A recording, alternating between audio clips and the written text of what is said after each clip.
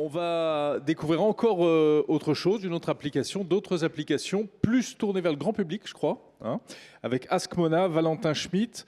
Donc vous développez des applications pour mettre en valeur le plus souvent des œuvres dans les musées. Expliquez-nous ça. Bonjour à tous, merci beaucoup de me donner la parole. Je suis ravi d'être là, ici au Musée Guimet, pour parler d'intelligence artificielle. Alors, moi j'ai cofondé il y a bientôt 10 ans maintenant une entreprise qui s'appelle Askmona, avec un rêve derrière cette entreprise. C'était le rêve de se dire que l'intelligence artificielle, si je peux avoir mon écran, merci. L'intelligence artificielle pouvait être au service non pas simplement de la productivité, c'est-à-dire toujours faire plus, gagner du temps, réussir à non pas remplacer des collègues potentiels ou des collaborateurs potentiels, mais en tout cas accélérer sa production. Nous, on avait une idée de se dire que l'intelligence artificielle pouvait être un outil d'ouvroir de curiosité, de faire en sorte que l'intelligence artificielle puisse nous permettre d'être plus curieux et de pouvoir avoir plus de réponses à nos questions. Et derrière ce projet-là, on avait aussi une idée qui était de se dire qu'on aimerait un jour pouvoir discuter avec des œuvres d'art et faire en sorte que vous puissiez poser des questions directement aux œuvres d'art et qu'elles puissent vous répondre. Alors cette idée-là, c'était un rêve en 2016 quand on a commencé à développer l'entreprise Askmona. Aujourd'hui, c'est devenu quelque chose qui est devenu beaucoup plus concret et qu'on arrive à rendre beaucoup plus tangible. Je vais vous montrer un peu les différents dispositifs qu'on a créés au fil du temps et je vais essayer de faire rapidement pour pouvoir vous faire une démonstration aussi, pour vous montrer comment on peut discuter avec une œuvre d'art et qu'est-ce que ça veut dire. Alors, on s'est dit, dans un parcours de visite, quand on est un visiteur ou quand on est un spectateur d'une œuvre d'art, il y a plusieurs moments. Il y a des moments avant, des moments pendant et des moments après sa visite. Avant sa visite, on peut se poser tout un tas de questions avant une venue au musée. Alors là, c'est un exemple qu'on a au musée d'Orsay. Quand vous cliquez sur les petites bulles en bas à droite du musée d'Orsay, vous posez des questions, vous avez des réponses pour préparer vos visites. Ça, c'est des dispositifs d'intelligence artificielle qu'on a créés, qui est venu récupérer tout un tas d'informations sur le site internet pour pouvoir y répondre. Alors ça, c'est pas encore une discussion avec une œuvre d'art, c'est une discussion qui est plutôt pratico-pratique pour se dire, je peux rester dans un lien avec l'institution, une discussion plutôt avec une institution. L'idée là-dessus, c'est que beaucoup de gens appellent des standards téléphoniques et quand vous arrivez au musée, vous vous posez toujours la même question. On a fait des enquêtes auprès des standardistes et en fait, 80% des questions sont toujours les mêmes et on peut les traiter, les automatiser pour faire en sorte que ces personnes qui sont au standard et aussi à l'accueil puissent passer plus de temps avec les gens dans les institutions. Ensuite, pendant la visite, et c'est là que je vais vous en faire une démo, on a été un peu plus loin, on s'est dit, à la place de discuter avec une institution ou poser des questions avec l'intelligence artificielle d'une institution culturelle, on pourrait poser des questions à une œuvre d'art spécifiquement ou à des œuvres d'art spécifiquement. Et je vais vous en faire la démo. Et puis après, on s'est dit, le parcours de visite se continue. Qu'est-ce qu'on peut faire pour faire en sorte que les gens puissent conserver, une fois leur venue au musée ou une fois leur venue en galerie effectuée, qu'est-ce qu'ils peuvent ramener chez eux? Et on a créé des petits objets. Alors là, c'est un des exemples d'objets qu'on a, qui est un petit, vous en voyez un là, qui est un petit magnète. Les magnettes, c'est les objets les plus vendus en boutique de musée. C'est 30% des ventes de boutiques de musée en France, c'est des objets magnétiques. Au dos de ce petit magnète qui représente Van Gogh, il y a un QR code. Vous scannez le QR code et vous pouvez discuter avec l'intelligence artificielle de Van Gogh. Et en fait, on l'a fait avec des œuvres d'art, avec des personnages historiques, avec des artistes et des créateurs. Et à chaque fois, notre idée, c'est de nous dire, que ça soit avant, pendant ou après la visite, de créer des solutions d'intelligence artificielle de confiance, c'est-à-dire que toutes les bases de données qui sont utilisées et exploitées pour pouvoir créer ces dispositifs sont des bases de données vérifiées. C'est très important pour nous parce que, évidemment, quand on va sur ChatGPT, quand on fait l'expérience de l'intelligence artificielle générative aujourd'hui, on est à la fois hyper séduit par ce que peut nous proposer l'intelligence artificielle, mais on peut aussi le prendre avec un certain nombre de pincettes. L'intelligence artificielle générative grand public peut avoir un certain nombre de biais. L'intelligence artificielle générative grand public peut aussi halluciner. Une hallucination, c'est une erreur statistique de l'IA générative. J'ai demandé récemment à ChatGPT quel était l'avion préféré de Napoléon. Il m'a répondu que c'était un Airbus parce que c'était un avion français. Alors, voilà, ChatGPT peut halluciner. Et c'est pas grave, en fait, c'est dû au modèle probabiliste de ces intelligences artificielles. Comment ? Il fait des farces aussi parfois. Il peut faire des farces aussi. En l'occurrence, là, je pense qu'il était assez sérieux quand il me disait ça. Et il peut y avoir un certain nombre d'erreurs de la part de ces intelligences artificielles. Et donc, nous, on s'est dit, on veut sécuriser des modèles qui soient des modèles comme ils sont disponibles pour le grand public et pas pour des professionnels qui peuvent avoir jugé de la qualité de la réponse. On est obligé de créer des modèles qui soient 100% sans aucune forme d'hallucination. Et alors, du coup, on a développé plein de projets, et un des projets dont je veux vous parler aujourd'hui, c'est un projet qu'on a mené avec le château de Versailles. Le château de Versailles avait une idée. Alors, ils ont plein de sculptures assez exceptionnelles et des statues assez exceptionnelles dans les jardins. Le problème, c'est que la plupart de ces bassins, la plupart de ces statues représentent des œuvres mythologiques dont le grand public n'a plus aucune idée.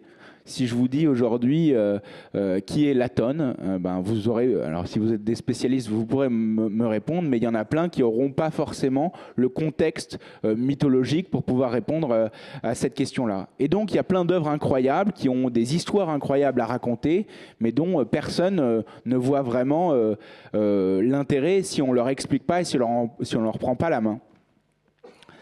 Et donc on a déployé, c'est la première fois que OpenAI, la société qui édite ChatGPT, excusez-moi, c'est la première fois que OpenAI qui édite ChatGPT fait un projet d'intelligence artificielle dans un cadre muséal. On a travaillé avec eux pour déployer un outil où, quand vous êtes face aux sculptures du jardin du château de Versailles, vous pouvez le prendre en photo et ensuite poser vos questions et avoir des réponses. Et les réponses sont des réponses sourcées. Alors je vais vous montrer, je vais vous en faire la démonstration. Là, c'est une petite vidéo. Je vais vous en faire la démonstration en live. C'est encore plus marrant.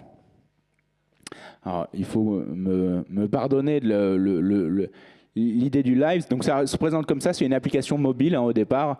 Donc ça a plutôt une tête mobile. Je parlais de Latone tout à l'heure. On va pouvoir la reprendre.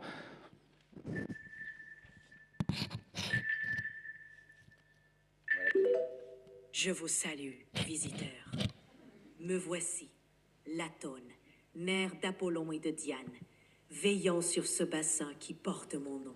Latone, est-ce que tu peux me dire si tu préfères ton fils, Apollon, ou ta fille, Diane ?